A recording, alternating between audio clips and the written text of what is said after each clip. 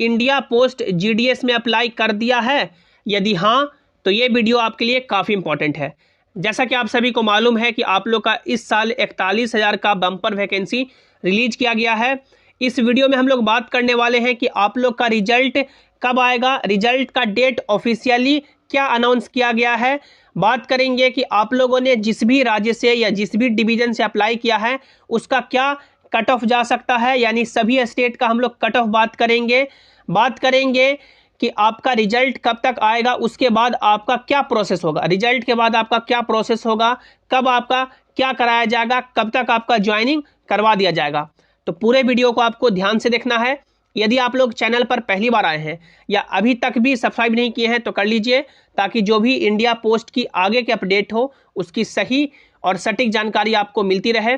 क्योंकि आप लोग देख सकते हैं मेरा सिलेक्शन इंडिया पोस्ट में 2020 से लेकर के 2021 तक लगभग 6 बार हो चुका है।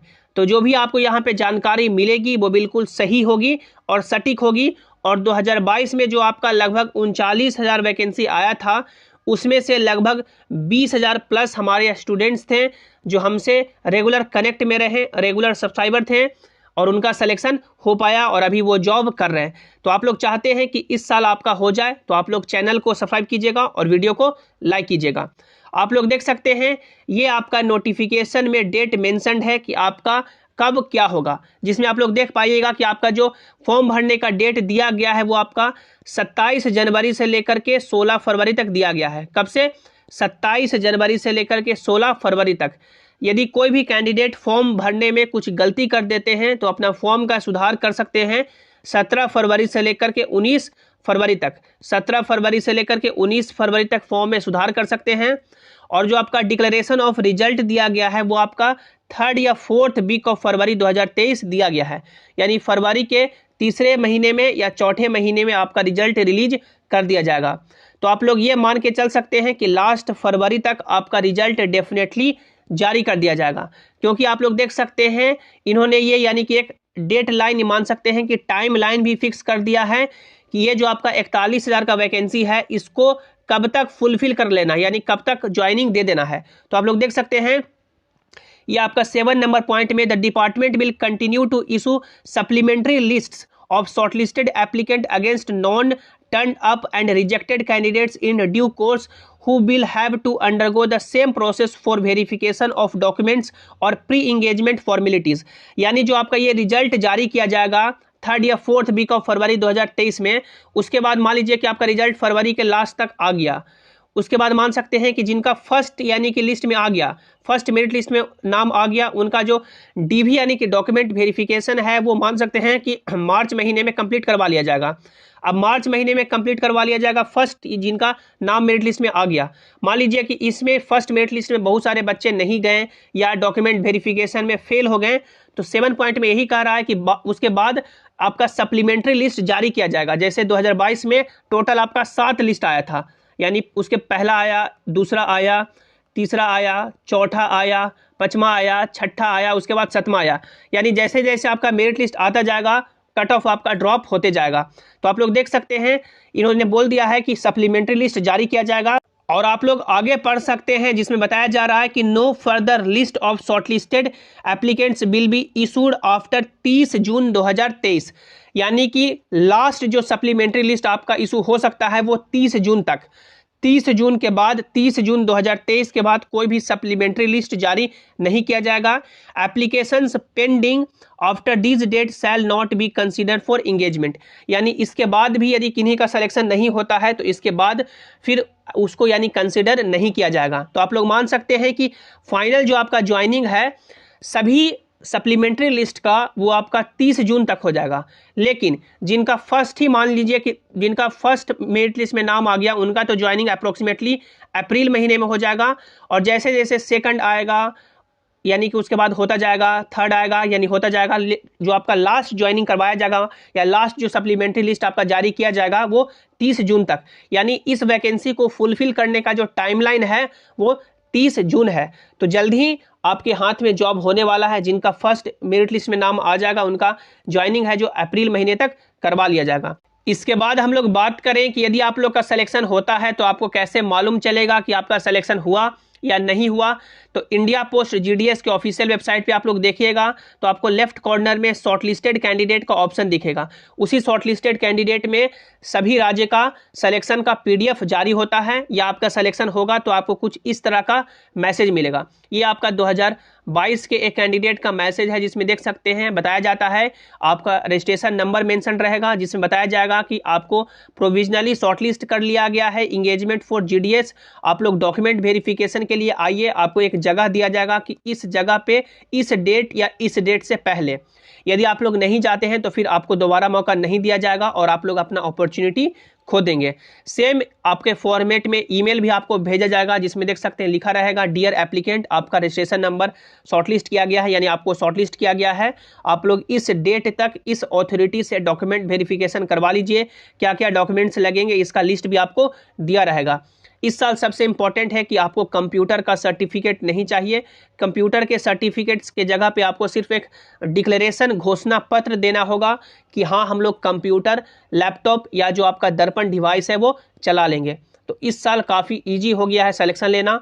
आई होप जितने भी जेन्युइन कैंडिडेट हैं उनका सिलेक्शन जरूर हो। बात करें कि सभी राज्य का या सभी डिवीजन का क्या कट ऑफ जा सकता है, तो आप लोग सबसे पहले वैकेंसी देखिए। वैकेंसी आपका अच्छा खासा है। वैकेंसी मान सकते हैं कि लगभग सभी सर्कल में रिलीज किया गया है। जिस सर्कल में जितना ज़्यादा वैकेंसी होगा उस सर्कल का उतना कट ऑफ कम जाएगा, यानी वैकेंसी ज़्यादा तो कट ऑफ आपका कम। तो आप लोग यहाँ पे देख पाइएगा कि सबसे जो ज़्यादा वैकेंसी आप लोग यहाँ पे देख सकते हैं वो आपका उत्तर प्रदेश में है। यूपी में सबसे ज़्यादा वैकेंसी है, जिसमें देख सकते हैं आपका वैकेंसी लगभग 8000 के आसपास है। तो यदि आप लोगों ने उत्तर प्रदेश से अप्लाई किया है तो आप लोग मान सकते हैं कि सिलेक्शन के आपके चांसेस काफ़ी बढ़ जाएंगे। लेकिन जैसे आपके कुछ और हिंदी राज्य हैं, जैसे आपका मध्य प्रदेश है, छत्तीसगढ़ है, हिमाचल प्रदेश है, बिहार है, यानी कि इन सभी राज्य में भी आपका कट ऑफ है जो मान सकते हैं कि इस साल थोड़ा कम जा सकता है, क्योंकि 2022 में लगभग मान सकते हैं कि 39,000 कैंडिडेट पहले ही पार हो गए हैं।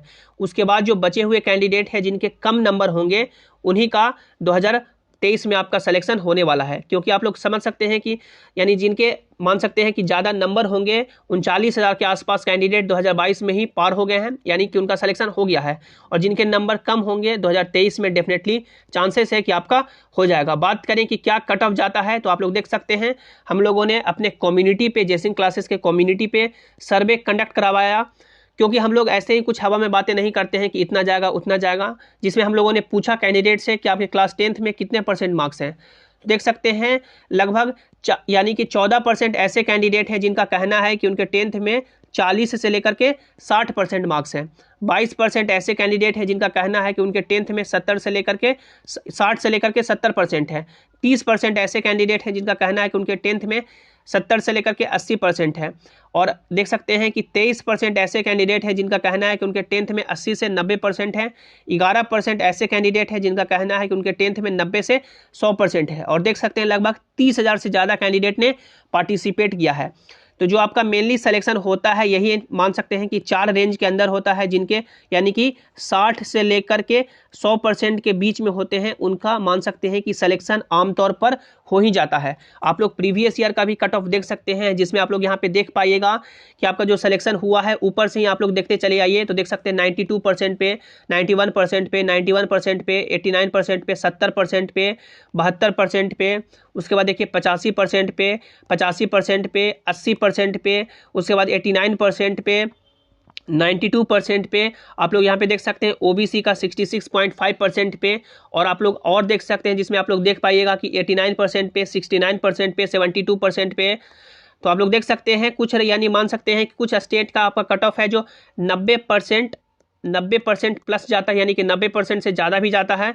और कुछ स्टेट के जो आपका कट ऑफ है वो आपका 60% के आसपास भी देखने को मिलता है। तो इसमें कुछ कहा नहीं जा सकता है कि कौन से राज्य का कट ऑफ कितना जाएगा, क्योंकि आपका जो वैकेंसी 41,000 है, आपका मान लीजिए कि सर वैकेंसी लगभग 41,000 है, तो कट ऑफ आपका 41,000 आएगा। यानी एक कट ऑफ नहीं आएगा कि यानी सिंपली एक कट ऑफ बता दिया गया कि 90% वाले का ही सिलेक्शन होगा। कुछ सीट में 60% से भी सिलेक्शन होगा, कुछ सीट में 70 पे भी होगा, कुछ सीट पे 80 पे भी होगा, कुछ सीट पे आपका 90% से ज़्यादा भी कट ऑफ देखने को मिलेगा। तो यानी जिनके भी नंबर 60% प्लस हैं, जिनके भी नंबर 60% प्लस हैं उनके सिलेक्शन के पूरे चांसेस हैं, इसमें कोई दुविधा वाली बात नहीं है। यदि मान लीजिए क्योंकि बहुत सारे यानी कैंडिडेट आप लोग यदि 2022 में देखिएगा कि 99% पे भी उनका सिलेक्शन नहीं हुआ। क्यों? क्योंकि यानी कट ऑफ ही मान लीजिए कि 100% गया। अब जिस सीट पे कट ऑफ 100% चला गया उस सीट पे तो 99% पे भी सेफ नहीं है, तो कोई सेफ स्कोर नहीं है, यानी जितने भी आपके नंबर हैं उसी पे सेफ हैं। क्योंकि मान लीजिए कि आप लोगों ने जिस भी पोस्ट पे अप्लाई किया वहाँ पे कट ऑफ 100% चला गया, जैसे कि 2022 में गया था बिहार में, उत्तर प्रदेश में बहुत सारे सीट पे कट ऑफ 100% गया था, तो जिनके उस सीट पे 99% हो गए उनका भी सिलेक्शन नहीं हुआ होगा। और इसमें मान सकते हैं कि कुछ पेचीदा रूल भी है, यदि आपका नंबर मैच कर जाता है तो उसके बाद आपका यानी मान सकते हैं कि डेट ऑफ बर्थ को आपको प्रायोरिटी दिया जाता है, कि जो ज़्यादा उम्र के व्यक्ति होते हैं उनका सिलेक्शन पहले होता है। उसके बाद आपको जेंडर का भी प्रायोरिटी दिया जाता है कि डेट ऑफ बर्थ भी मैच कर गया, मार्क्स भी मैच कर गया। यदि कोई गर्ल्स कैंडिडेट है तो उनको प्रेफरेंस दिया जाता है, यानी उनका सिलेक्शन पहले होता है।